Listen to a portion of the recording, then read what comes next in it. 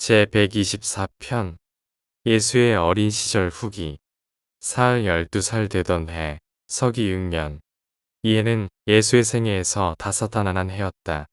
그는 학교에서 계속 발전하고 자연에 대한 연구에 지칠 줄 몰랐으며 점점 더 인간이 어떻게 생계를 유지하는지에 대한 연구에 몰두했다. 그는 집에 있는 목공소에서 정기적으로 일하기 시작했고 유대인 가정에서는 매우 이례적으로 자신의 수입을 스스로 관리할 수 있게 되었다. 이해 그는 가족에게 그러한 문제를 비밀로 유지하는 지혜도 배웠다. 그는 자신이 마을에서 문제를 일으킨 방식에 대해 자각하게 되었고 그 이후로는 동료들과 다르게 보일 수 있는 모든 것을 감추는데 점점 더 신중해졌다. 이해 동안 그는 자신의 임무의 본질에 대해 실제적인 의심은 아니더라도 많은 불확실한 시기를 겪었다. 그의 타고난 인간 마인드는 아직 자신의 이중적 본성의 실체를 완전히 파악하지 못했다. 그가 한 퍼스널러티를 지녔다는 사실은 바로 그 퍼스널러티와 결합된 본성의 구성 요소들이 이중 기원을 가졌다는 것을 인식하기 어렵게 만들었다. 이때부터 그는 형제자매들과 더욱 잘 어울리게 되었다. 그는 점점 더 재치 있고 항상 그들의 복지와 행복을 동정하고 배려했으며 공생애가 시작될 때까지 그들과 좋은 관계를 유지했다. 좀 더 솔직하게 말하자면 그는 야고보, 미리암, 그리고 아직 태어나지 않은 두 자녀인 아모스와 룻과 가장 잘 지냈다. 그는 항상 마르다와도 잘 지냈다. 그가 가정에서 겪은 문제는 주로 요셉과 유다, 특히 유다와의 마찰에서 비롯된 것이었다. 요셉과 마리아가 신성과 인성을 겸비한 전례 없는 아들을 양육하는 것은 힘든 체험이었지만 그들은 부모의 책임을 충실하고 성공적으로 수행한 것에 대해 큰 공로를 인정받을 만하다. 예수의 부모는 점점 더 이 맏아들 안에 초인적인 존재가 있다는 것을 깨달았지만 이 약속의 아들이 이 지역 사물과 존재의 우주를 실제로 창조하신 분이라는 사실은 꿈에도 생각하지 못했다. 요셉과 마리아는 아들 예수가 실제로 필사의 몸으로 육신화한 우주 창조주라는 사실을 전혀 알지 못한 채 살다가 죽었다. 이해 예수는 그 어느 때보다 음악에 더 많은 관심을 기울였고 형제자매들을 위한 가정학교에서 가르치는 것을 계속했다. 이 무렵 예수는 자신의 사명의 본질에 대한 요셉과 마리아의 관점 차이를 예민하게 의식하게 되었다. 그는 부모님의 서로 다른 의견에 대해 많은 고민을 했고 그가 깊이 잠들었다고 생각되었을 때 가끔 부모가 의논하는 것을 들었다.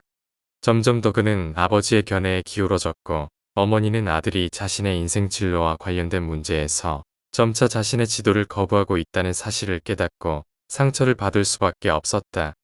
그리고 몇 년이 지나면서 이러한 이해의 차이는 더욱 커졌다.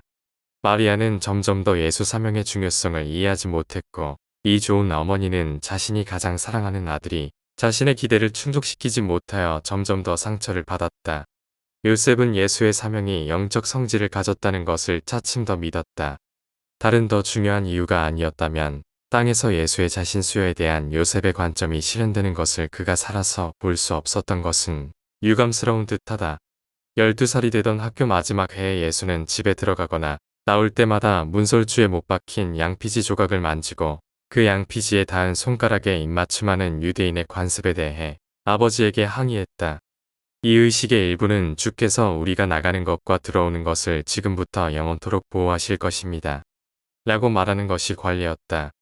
요셉과 마리아는 예수에게 형상을 만들거나 그림을 그리지 말아야 하는 이유를 반복해서 설명하면서 그러한 창조물이 우상 숭배의 목적으로 사용될 수 있다고 설명했다. 예수는 비록 형상과 그림에 대한 그들의 금지를 완전히 이해하지 못했지만 일관성에 대한 높은 개념을 가지고 있었기 때문에 아버지에게 문설주에 대한 습관적인 순종이 본질적으로 우상 숭배적이라는 점을 지적했다. 그리고 요셉은 예수가 이렇게 지적한 뒤에 양피지를 떼어냈다. 시간이 지나면서 예수는 가족 기도와 기타 관습과 같은 종교적 형식의 관습을 수정하기 위해 많은 일을 했다. 나사렛 회당은 유명한 나사렛 선생인 요새의 예로 볼 수 있는 자유주의 라피 학파의 영향 아래 있었기 때문에 그러한 많은 일들이 가능했다. 이 시기와 그 다음 2년 동안 예수는 종교적 관습과 사회적인 예절에 대한 자신의 개인적인 견해를 부모의 확립된 신념에 맞추기 위해 끊임없이 노력한 결과 큰 정신적 고통을 겪었다. 그는 자신의 신념에 충성하려는 충동과 부모에게 성실하게 복종하라는 양심적인 훈계 사이에 갈등으로 혼란스러웠으며 그의 가장 큰 갈등은 그의 젊은 시절 마음속에 가장 큰 두 가지 명령 사이에서 일어났다. 하나는 진리와 의에 대한 가장 높은 신념의 명령에 충성하라는 것이었다.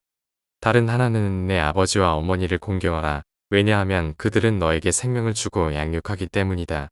그러나 그는 개인적 신념에 대한 충성과 가족에 대한 의무 사이에서 매일 필요한 조정을 해야 하는 책임을 회피하지 않았으며 개인적 신념과 가족의 의무를 충성, 공정성, 관용, 사랑에 기반한 집단 결속의 훌륭한 개념으로 조화롭게 만드는 만족감을 얻었다.